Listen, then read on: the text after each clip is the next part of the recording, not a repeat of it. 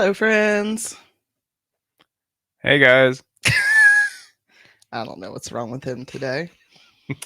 Um, Thanks for joining us again. We are back with part 2 Part this. of the Wilmington Massacre, or as most people probably know it, the Wilmington Cooper insurrection. If I seem a Right. little not my normal neurotic self, it's because I just woke up again about an hour ago. So She still had to take a nap. still drinking coffee. Everybody goes night night. Dear God. Hey Jeremy, when you get around to listening to this.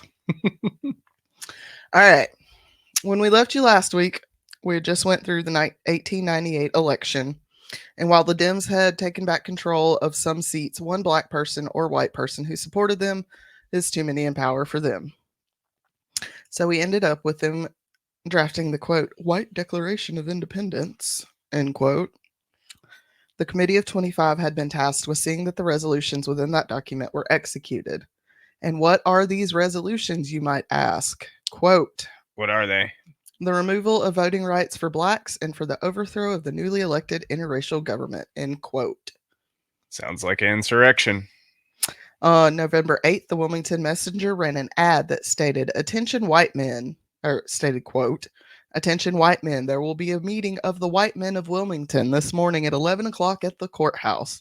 The full attendance is desired as business on the furtherance of white supremacy will be transacted, end quote. The WWW. That's a quote. It's the WMW. White men of Wilmington. A full attendance is desired as business on the furtherance of white supremacy will be transacted. Y'all, this isn't a goddamn newspaper. You can go look it up. Right. It's on fucking Wikipedia. That's crazy. Like, these are facts, folks. These Yeah. are just facts. On November 9th, the courthouse was packed with over 600 white men. Waddle, and I was listening to our other episode. I am well aware it's probably pronounced Waddell, but fuck him. He's a Waddle. Waddles. Waddle arrived and read the declaration for all to hear, quote, asserting the supremacy of the white man, end quote. He would say that the Constitution did not anticipate black people getting rights and that white men of New Hanover County would never again allow black people to take any seat of power. He also stated that white men should be given most of the jobs that black people had, quote unquote, taken. Now you can find the whole document online. Wikipedia has it all on the page. It's in the show notes. Go read it. I wasn't going to type all that bullshit out. Right. I'm sorry. Not sorry. No, I'm not sorry. I'm not going to type all that bullshit out.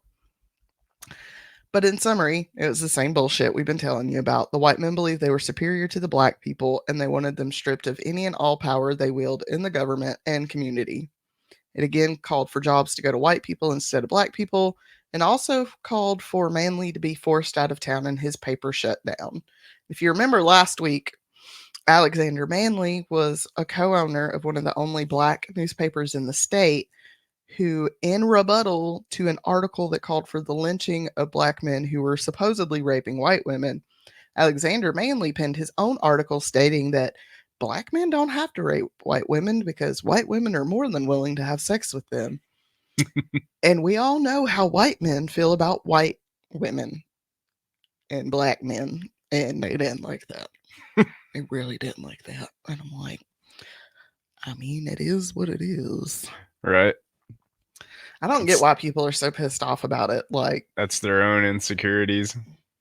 What is it my dad said one of the last times I talked to him? It's about time to mud us all up.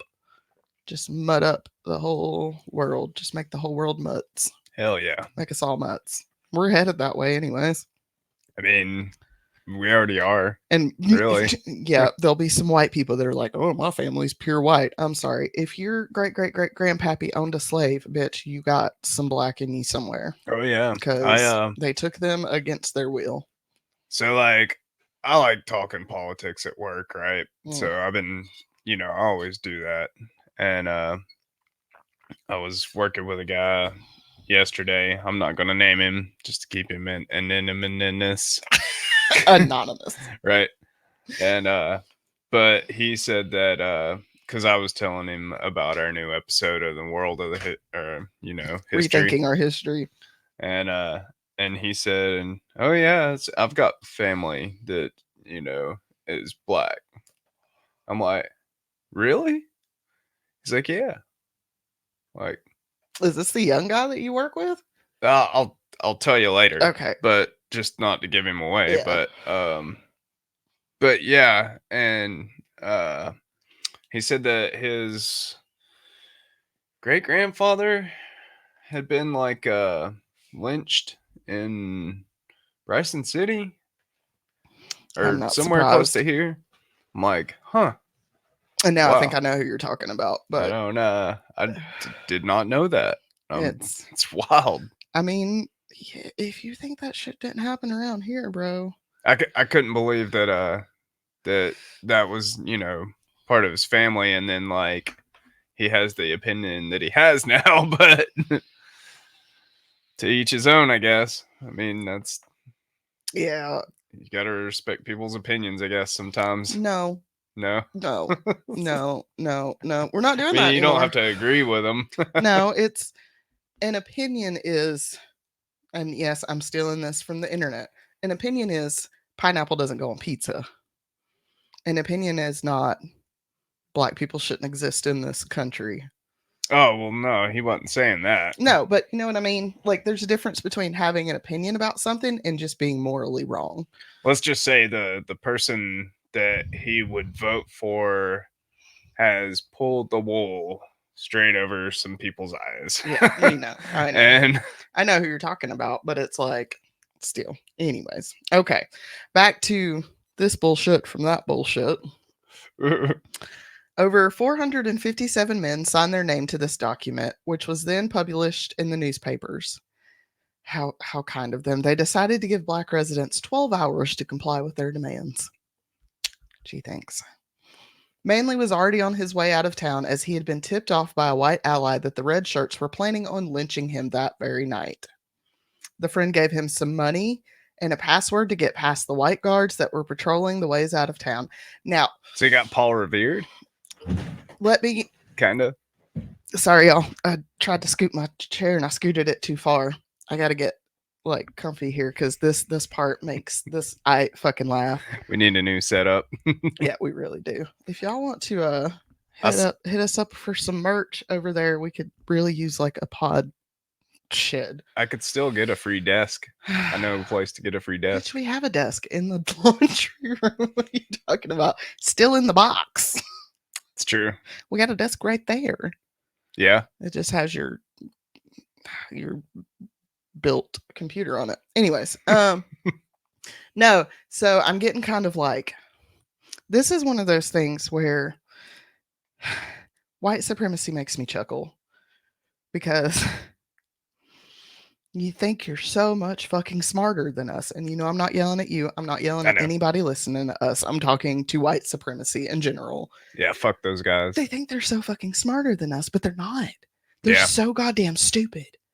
Anybody who falls for white supremacy, I'm sorry, is a fucking idiot. Yeah, you might be book smart like our neighbor, who is intelligent as fuck, but he's a Trumper through and through. Yeah. So, which makes him racist, in my opinion. Whether you like it or not, it is what it is. Yeah. So, once Manley and a few other mixed men made their way to Fulton Bridge, they gave the guards the passwords. Thanks to the fact that they were white passing, they were let through. What's even more than that, Manley had to laugh along as the quote-unquote guards invited him to the quote-unquote necktie party they planned for Manley that very night. They even gave the men some rifles in case they ran into Manley on their way out of town. It was Manley. Right. Like, so these motherfuckers are all like, oh, we're better than you, and we're going to hang this motherfucker for thinking that he could go out and have sex with white women, and we're so superior to these people. Motherfucker, he's right there in your face. You can't even tell the man that you want to hang is right in front of your face. That's crazy. You're giving him guns to shoot himself in case he runs into himself on his way out of town.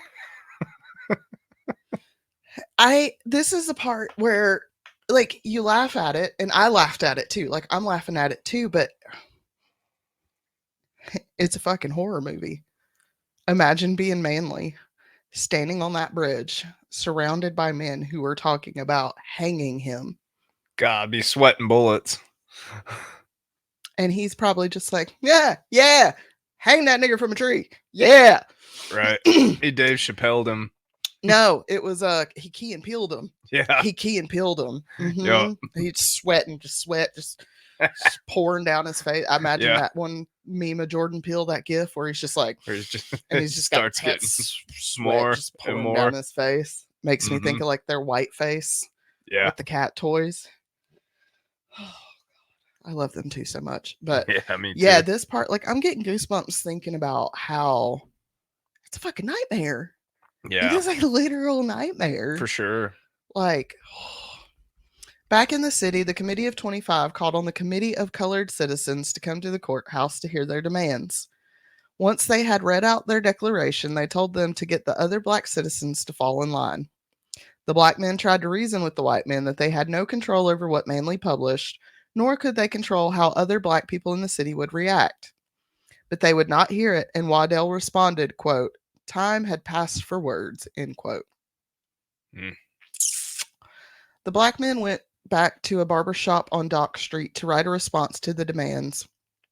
Armand Scott wrote the letter and delivered the letter to Waddell's mailbox.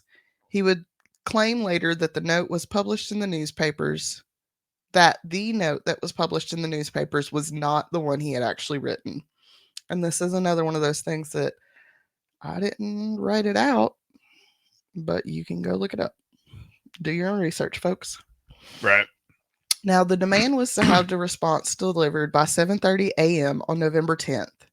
It is not known if Waddell checked his mailbox or not, and even if he did, he claims that they did not receive any response by their deadline. So, with this, Waddell gathered about 500 men at the local armory and armed them with rifles, shotguns, and a Gatling gun. They then marched over to the office of the Daily Record, Manly's paper, where they destroyed the building before dousing it in fuel and lighting it on fire. And this is the picture that I posted on Instagram. That was the Daily Record, Manly's newspaper. Right. And Wilmington was not the only place this was happening. All across the state, offices of black-owned newspapers were being burnt to the ground, and black people, along with their white allies, were being denied entry into the cities across the state. In Wilmington, the mob grew to around 2,000 men, and rumors of black people shooting at white people began to circulate. With these rumors, it went from a let's take back power coup to a full-blown massacre. The men began going into black neighborhoods and attacking people at will. This went on for hours, from the morning until the sun went down. Governor Russell called for the Wilmington Light Infantry and the Naval Reserves to go to the city to quell the rioting, but instead they just added to the bloodshed. They went in just firing into the crowds, and as a result, several black men were killed. Hundreds of black people fled into the surrounding swamps to get away from the massacre. Waddell made his way over to the mayor with a posse and forced him, as well as the board of aldermen and the police chief, to resign at gunpoint. Waddell was then sworn in as mayor, and all the other seats were taken by the mob. Wow. It's like a horror movie. Yeah, it's crazy.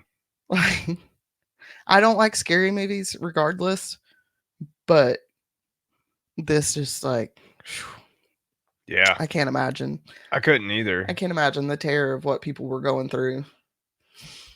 The next day, Waddell, with the help of the Wilmington Light Infantry, marched 6 powerful black people to the train station and put them on a train headed north. They were escorted by armed guards who were instructed to make sure they crossed the state line. They then marched the white allies to the station, allowing one man, GZ French, to almost be lynched from a telephone pole before he was finally allowed to leave the city.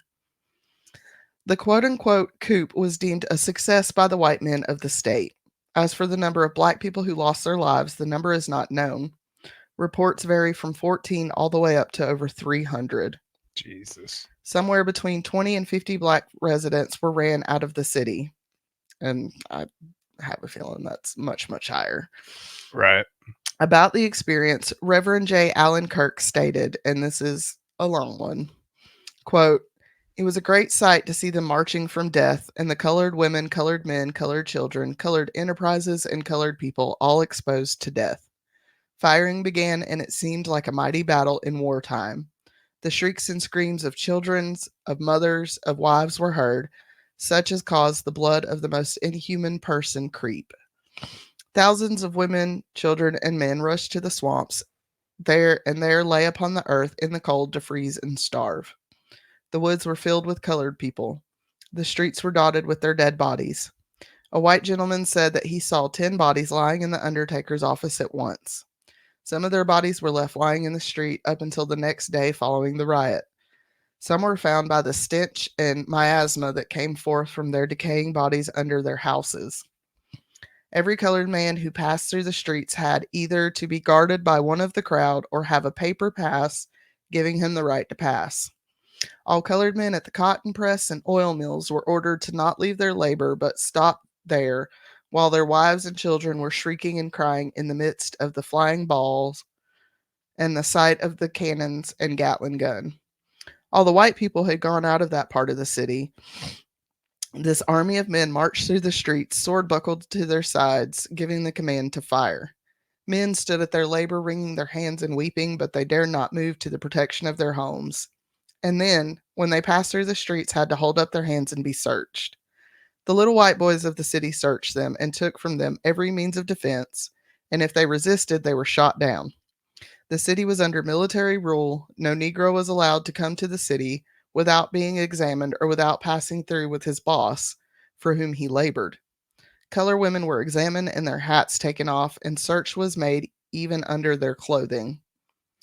They went from house to house looking for Negroes that they considered offensive, took arms they had hidden, and killed them for the least expression of manhood. They gathered around colored homes, firing like great sportsmen firing at rabbits in an open field, and when one would jump his man, from 60 to 100 shots would be turned loose upon him. His escape was impossible. One fellow was walking along a railroad, and they shot him down without any provocation. It is said by an eyewitness that men lay upon the street dead and dying, while members of their race walked by helpless, unable to do them any good or their families. Negro stores were closed, and the owners thereof driven out of the city and even shipped away at gunpoint. Some of the churches were searched for ammunitions, and cannons turned toward the door in the attitude of blowing up the church if the pastor or officers did not open, then that they might go through. End quote. That was a long quote, but That's crazy. y'all see that little shape his mouth is making right there? That's Ian's like either angry or thinking face. It's my tail. It's his tail. I could see it getting like smaller and smaller the more I went through the quote. You're just like, Yeah, it's horrible. I admit this one is hard. This one was hard to research in a different way than true crime is. Yeah. Because as a black person, I'm trying to put myself in the shoes of some of these possible ancestors of mine. Right. It's worse than any horror movie anybody could come up with, honestly. For sure. Like Stephen King ain't got shit on history. Sorry, Mr. King, you're great. The cocaine just yeah. The I'm trying to look at myself back then being, an ally. Like, it's crazy. Yeah. I mean, there was really nothing it'd you still could be do. horrible, like, because you couldn't do anything. You can't do anything. And if you're an open and out ally and supporter of black people and their power and their They'd have probably lynched me too. You're just as likely to get shot or run out of town too. I'm sure. But I don't know. It's weird. Like I've seen scenes like this in a couple of movies. Yeah. But like it's a movie, right? Yeah. Right? To think about this like really truly happening and the fact that people had to live through this. Yeah, that's crazy. Now, again, during these times, it was not normal for black people to seek any help when these events happened, and they happened a lot. This is not just a one off. It Right. happened so much and was so acceptable that we will never know how many times this truly actually happened. For sure. But the black folks of this community did go to the federal government for redress. But who got the blame for this event? Manly. Yeah. It was his article that people pointed to as the catalyst for these events. According to them, the relationships between the races was okay, but Manly should have known better than to go after white women. And this was like black people getting mad at Manly. They were Yeah. like, we were all right, but you know how white men are about their women. Yeah. Like, that's literally what they said. You know how white men are about their women. Right. Motherfucker, they're not property. No. Like, but as we will learn as we go through this journey together on this show, white women have been the cause of most of these attacks against black communities. For sure. And whether it is a black man pointing out white women will willingly sleep with them, a white woman being found assaulted and or murdered within 50 miles of a black community, or a white woman claiming a 13-year-old boy whistled at her, the constant terror and assault on black communities were almost always because of a white woman. It's the biggest scapegoat. So like when I'm on social media, when you're on social media and somebody's all like talking about brown women or black women and their culture and all this stuff, miss us with the fucking, well, what about white women? Yeah. What the fuck about y'all? Like, Right. what the fuck about y'all? I literally watched a video the other day where this woman tried to steal from this dude's mailbox. And she was all like, I see packages going in and out from your house all the time. I know y'all are doing something in there. I'm going to take this package and I'm going to find out what you're doing in there. Bitch, who the fuck are What the you? fuck? And then she squirted him with a water bottle. I'm Like a like, cat? the absolute, yeah, like a fucking cat. The absolute caucasity of a white woman.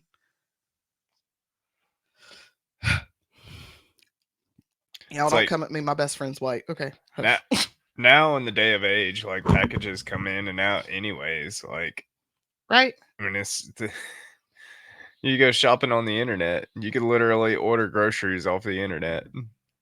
It's, I don't know. This time in the end, over 2,000 black residents fled Wilmington, forced to abandon everything they owned to save their lives. This not only changed the demographic landscape of the city, but also the workforce. Now, this is the kind of shit. This is another thing that I love to sit back and watch with all the black people that left the city and owners refusing to hire black people. There were a lot of jobs that were suddenly open for all the white people in the city, but those jobs were not good enough for them. Oh no. According to them, these jobs were, and I quote, nigger jobs that paid nigger wages, end quote. This is very much the same thing that happened with agriculture in Mexicans. People Yeah. claim that all these immigrants were coming to this country to steal our jobs. But when they started cracking down on immigrants working these jobs, white people decided they didn't want to do the work the Mexicans did Yeah. for what they got paid. Right. And those who were willing to do the work, one, would only do it for more money over the table, not under the table. And two, were slow as fuck compared to the Mexicans. Right. Okay. And I know that for a fact because when we met my stepdad, he was picking fucking tomatoes. Yeah. And motherfuckers are fast. They are. Black people, brown people, fast. Then they want to turn around and complain that the price of vegetables and meat are rising. Well, I wonder why. Yeah. Shot yourself in the foot with that one, didn't you? Whoops. After these events, Waddle would stay the mayor of Wilmington until 1905. Democrats, once back in control, once again began a campaign to retain power via white supremacy. The two things they believed they had to do were, quote, prevent blacks from voting and normalize a racial hierarchy that allowed poor whites to feel empowered and antagonistic towards blacks, end quote. And so now we see where this shit starts coming into play hardcore. Yep. To make sure that the white man's party stayed in power, George Roundtree was placed in the state legislature. Roundtree would go on to chair a committee that was seeking to add an amendment to the Constitution, which did in fact give black people the right to vote, that would take that right away from them. Going even further to widen the gap between the races, the legislature passed a law for a quote unquote poll tax, which many people could not afford due to, not being allowed to work. They also passed an amendment to the state constitution requiring voters to prove that they could read and write any part of the Constitution. Now, of course, there are poor white folks and white folks who could not read or write. So, to make sure that they could still vote, they made a grandfather clause that stated if the person or any of their direct ascendant ancestors were able to vote before January 1st, 1867, then they could still vote. You know, that year that Abe did that thing. Yeah. Yeah. That stayed in effect until 1915 when the Supreme Court ruled it unconstitutional. Yeah. Like, good. People are like, oh, I don't think it was a systematic thing. Yeah, no. It was. Like, you literally made it a clause so that anybody who could vote before black people were freed as enslaved people. Yeah. As long as you could vote, or one of your ancestors could vote before then you could still vote. So even if you couldn't read or write. Pretty much excluding anyone that was black. Yeah. That was, yeah. To further widen the gap between poor white and black folks, Dems began passing the state's first quote unquote racial hierarchy laws. Fucking government. This included different sections for the races on buses, boats, courtrooms, and schools. They even passed a law requiring the races to use different Bibles. So they can't use the white Bibles? Nope. All right. Nope. Can't use the white man Bible. You gotta use the black man Bible. What the fuck? Excuse me, colored Bible. Yeah. Not only did these laws encourage white people to see black people as lesser than, but rewarded them to do so. The more they removed themselves from black people and segregated their communities, their home values rose, social status got better, life in general just seemed to get better the further away they got from the quote unquote evil black people. Right. With this, communities went from being blended areas of progress to a more, hang on, my brain doesn't want to say this word, even though it knows how to say this word. Oligarchical, with former slaveholder holding families holding most of the power. Seeing what North Carolina was doing, other southern states also began passing laws and amendments to segregate the races.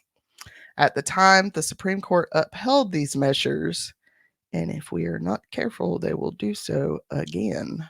Yeah. Okay? For sure. People are like, no. Yeah. Clarence Thomas, that fucking coon sitting on the Supreme Court. Yep. Believes that interracial marriages should be illegal, which is real fucking funny considering he's married to a white woman. Yeah. It's like 3 out of the 6 right now. During the election of 1900, the Democrats again ran on a campaign of quote unquote Negro domination. Charles Aycock, who had been an orator previously, was running for governor and used what happened in Wilmington as a warning. He would say that it was best that the black people were kept disenfranchised. That way there would not be another massacre. They, of course, won that election. And now we get to how they tried to write this into the history books. Waddell wrote an article for the November 26, 1898 edition of Collier's Weekly about the events. The article was titled The Story of the Wilmington, North Carolina Race Riots, and this would actually be one of the first times the phrase race riots was used. Wow. In the article, Waddell made it seem as if he really did not want to do what he did, but really his hand had been forced and he had no other choice. Sure. He tried to make the mob out to be peaceful citizens who were simply trying to restore order to the city. You know, there's good folks on both sides. That's fucked. Quote, demand was made for the Negroes to reply to our ultimatum to them to destroy the black newspaper and leave town forever, or have it destroyed, be removed by force. And their reply was delayed or sent astray, whether purposefully or not, I do not know. Even though it was in his mailbox. And that caused all the trouble. The people came to me. Although 2 other men were in command, they demanded that I should lead them. Well, I took my Winchester rifle, assumed my position at the lead of the procession, and marched to the record office. We designed merely to destroy the press. I took a couple of men to the door when our demand to open was not answered and burst in. But not I personally, for I have not the strength, but those with me did it. End quote. Mm-hmm. He's probably hiding in the back. That motherfucker was probably right there at the front fucking blowing the damn door in with a fucking shotgun. Yeah. Like, I could see that too. He was probably like, yeah, let's go kill him. It's time to get him out of the way. He's all like, I didn't have any choice. They came to me and they said, sir, lead us. How the hell do people like live with that type of like guilt? They have no guilt. It's crazy. They don't see what they did as wrong. Like, that's where people are like, how can you live with yourself? Because they don't see that they did anything wrong. That's just, it's delusion. Yeah. It's delusion. Yeah. So he continues on and on about how they were just trying to calm things down. And they tried to go home and were only defending themselves when they shot someone. We didn't mean to shoot people, but, you know, if they came and attacked us, we were going to defend ourselves. It was the black folks on the other side of town who were trying to come to the city center to create trouble. He also claimed that he and the other men spent the night guarding the black politicians in the jail from the white mob. Mm-hmm. Now, I wonder if this guy had like a bad orange tan, because he also claimed that the Negroes always had faith in him and even thanked him for taking over the government. Mm-hmm. Like some other person said, quote, the blacks love me. Yeah, sure. Remember that? I went, oh, goddamn history. Just repeating. Like, for sure. You see it, right? Oh, yeah. I mean, I know you see it, but like, also other people, y'all see it, right? Y'all see the writing on the wall? It's like in fucking neon. Yep. Under a black light. I don't know how we don't see it, but there it is. Waddle went on to claim that the shift in power was a legal one that had been accomplished because, quote, the old government had become satisfied of their inefficiency and utterly helpless imbecility, and believed that if they did not resign, they would be run out of town, end quote. Because, like, they fucking were, dude. You literally took him to the goddamn train station at gunpoint. Yep. You almost let one man get hung from a fucking telephone pole. What? To end the article, Waddell stated, quote, I believe the Negroes were as much rejoiced as the white people that order had been evolved out of chaos, end quote. Like, wow. I'm gonna invoke Bailey for a second. Wow. Wow. Really? Like, so while everyone knew that this was the fault of the violent Democrats, it was widely reported as a reaction to quote unquote black aggression. Newspapers justified the action as a defense of white honor and an appropriate response to, quote, the criminal elements of the blacks, end quote. It wasn't long after the events of that November day, that 2 very different stories about what happened began to come out.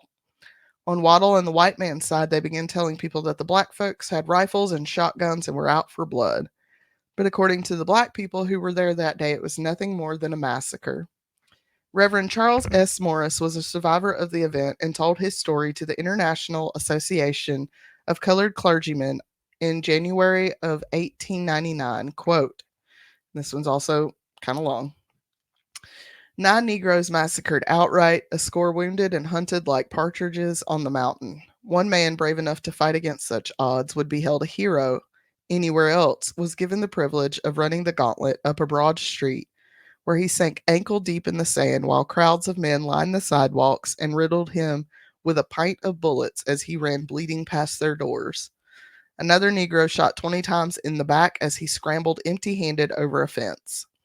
Thousands of women and children fleeing in terror from their humble homes in the darkness of night, crouched in terror from the vengeance of those who, in the name of civilization, and with the benediction of the ministers of the Prince of Peace, inaugurated the reformation of the city of Wilmington the day after the election by driving out one set of white office holders and filling their places with another set of white office holders, the one being Republican and the other Democrat.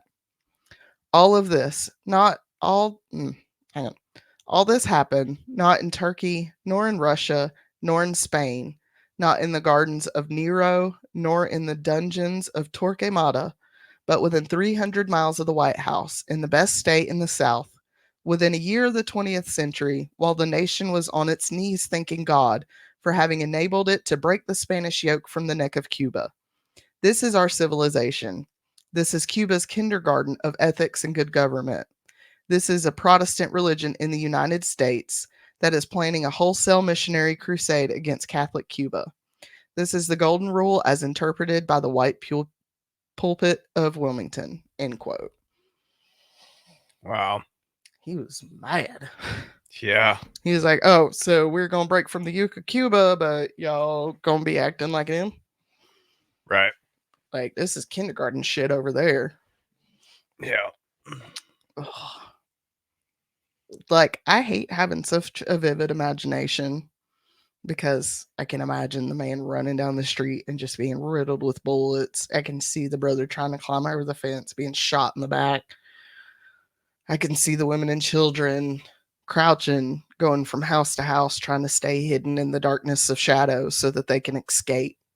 Mm-hmm. It's like a fucking movie playing through my head. Yeah. A fucking horror movie. Of course, there were those who deny any of this happened or just blame the black people.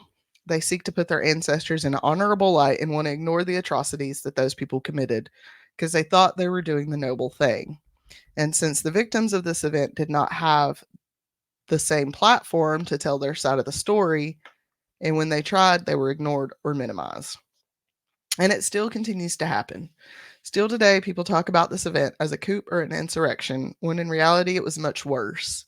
And using words like this help history get swept under the rug. But back in 1995, Black communities in and around Wilmington began talking about commemorating the 100-year anniversary of the event. On November 10th, 1996, the town held a planning event and invited anyone to attend to help plan the 1998 centennial commemoration. 1998. That's crazy. It is crazy. I'm sitting here thinking, like, I don't think we went to that. We should have went to that, though. For sure. Because I was only like 12 or 13, but I didn't know anything about it when I was that age, though. I mean, I didn't either. I don't know if Mama did or not either. So she probably did because the news. Yeah. Over 200 people showed up to help plan the event, with a few loud opponents to the event, many descendants of the Secret Nine. Early in 1998, the town began holding lectures for a series they called Wilmington in Black and White. This brought in speakers from all walks of life, including George Roundtree III. Now, this guy decides to hold his speech at an African church. And during his speech, he claimed to support racial equality, also talked about his relationship with his grandfather, and then straight refused to apologize for his grandfather's actions. In his mind, his grandfather was a product of the time and he had nothing to do with the events that took place. Most of the descendants of the men who led the attack have also made it clear that they do not owe anyone anything. And no, they were not there. They had no control over what their ancestors did. However, many people feel that they did get the benefits of their ancestors' actions and should be able to admit that. For sure. That's literally all that brown folks want. Not an apology for what their ancestors did, but rather for people to accept the fact that these events led to a wide gap between generational wealth for white people and black people. And obviously, I am aware there are white people with little to no generational wealth, but the fact is the fact that if people's homes hadn't been burned, their businesses hadn't been burned, their families hadn't been slaughtered, then yeah, there would be more black people out there with generational wealth. For sure. Period. But white people couldn't let black people have fucking anything. Yeah. In 2000, the state legislature created the 1898 Wilmington Race Riot Commission. This commission was a biracial committee tasked with creating a detailed and accurate account of the events that took place. Excuse me. After 6 years of research, the commission published their findings in a report that stated in part that, quote, the violence was part of a statewide effort to put white Democrats in office and stem the political advancements of white citizens, end quote. The commission would go on to introduce 10 bills to the state legislature that would start to work towards correcting the damage done via business development, scholarships, and other programs for victims' descendants. None of them were passed. Of course, because why would we want to pay reparations? Right. They also pointed to the newspapers such as the News and Observer from Raleigh and the Charlotte Observer as fanning the flames that led to the massacre by publishing false and inflammatory stories. The commission recommended that those papers create scholarships for minority students and that they publish the full report from the commission in their papers. They also asked that New Hanover County be placed under special federal supervision through the Voting Rights Act to make sure that everything was being done above board from there on out. Right. Of course, there are still people who are going above and beyond to try and rewrite this history. There are organizations whose sole purpose is to try and make it seem like these are the actions of good God-fearing men who are just trying to save their community from the evil Negro. And I actually found, like, if you want to go onto Wikipedia, there's like a whole section about this other group that created a website in like 2008 to try and like dispel the facts around this event, like it didn't happen or it wasn't as bad as people say it was. And I'm like, just accept fucking facts, man. Yeah. Like, I don't get it. Why are people fighting so hard to change history when we can just learn from it?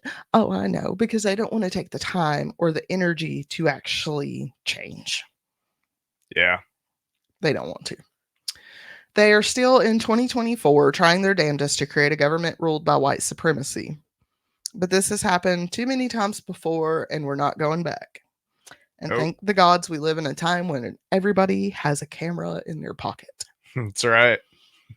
It is high time that we quit giving people a pass because of when they were born. Racial supremacy is stupid. Like, it's just stupid.